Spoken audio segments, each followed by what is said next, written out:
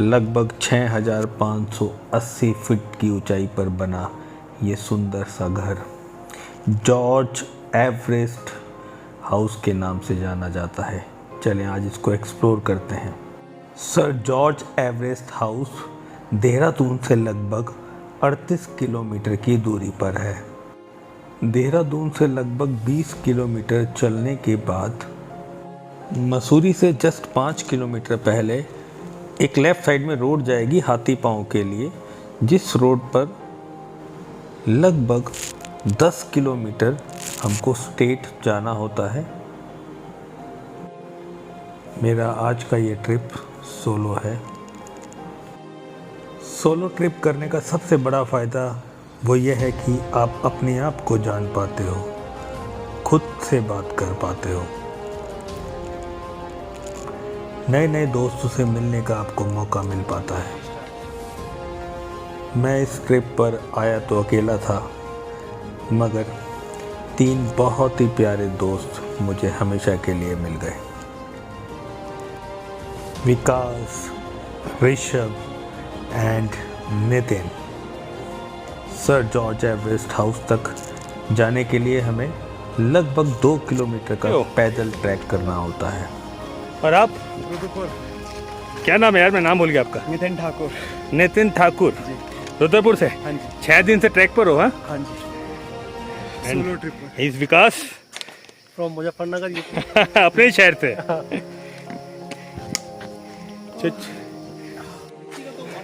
Track करते करते ऋषभ शायद थक गया है। बहुत भैया, बहुत दिन सुबह हूँ मैं और मेरे से अब नहीं चला जा रहा ऊपर, बट मैं जाऊँगा। थोड़ी हिम्मत करो यार। जरूर जाऊँगा। लगभग 1 घंटे का ट्रैक करने के बाद हम पहुंचते हैं सर जॉर्ज एवरेस्ट हाउस। सारी थकान जैसे ख़त्म हो गई हो, इतना खूबसूरत नज़ारा।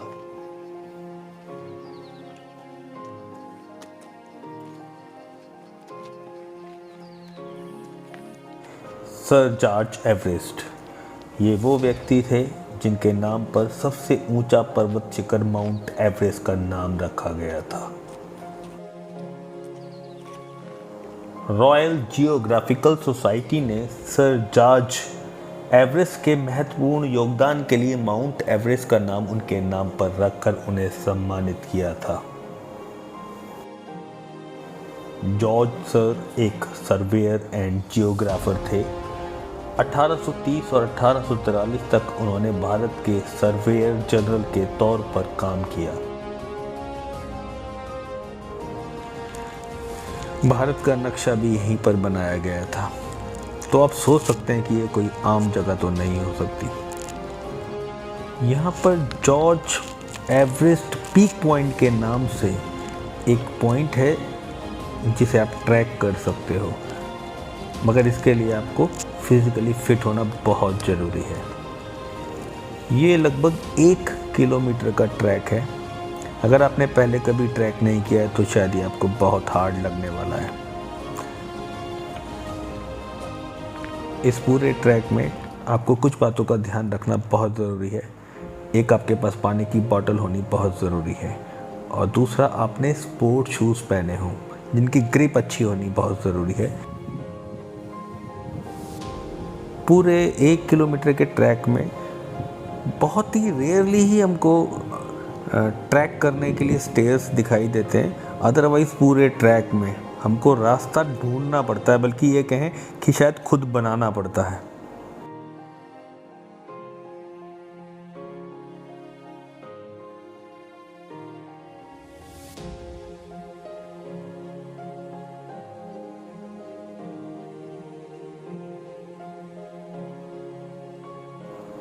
हम सभी पूरी तरीके से थक चुके हैं, लेकिन अचानक ही हमें जॉर्ज एवरेस्ट पीक दिखाई देने लगता है।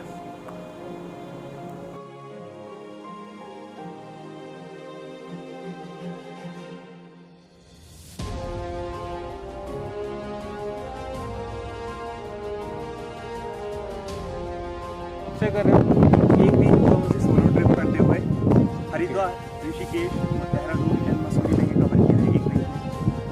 सोलो सोलो हूँ, लेकिन सोलो ट्रैवल किया नहीं क्योंकि हर जगह साथ देने को ट्रैवलर्स मिल ही जाते। मैं भी सोलो ट्रैवलर हूँ। जैसे आप मिल गए। सफ़र बड़ा आसान हो जाता है जब आप जैसे लोग साथ में मिल जाते हैं। We are really enjoying this. Yes.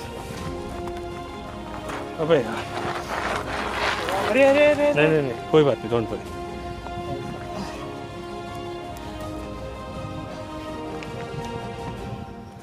विकास का पैर स्किड हो जाता है, लेकिन वो फिर भी अपने आप को संभाल लेता है।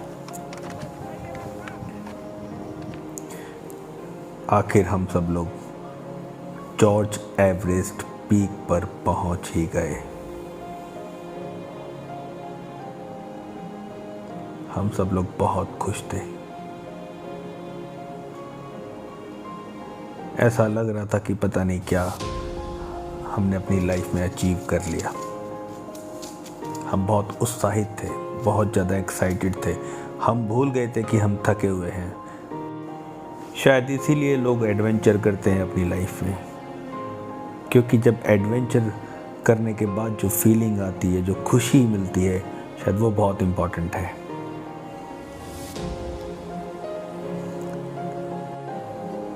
अप्रॉक्सीमेट 40 लोगों ने ट्रैक स्टार्ट किया था एक साथ, लेकिन शायद 6 या 7 लोग ही इस ट्रैक को पूरा कर पाए। शायद ये एक विक्ट्री वाली फीलिंग थी।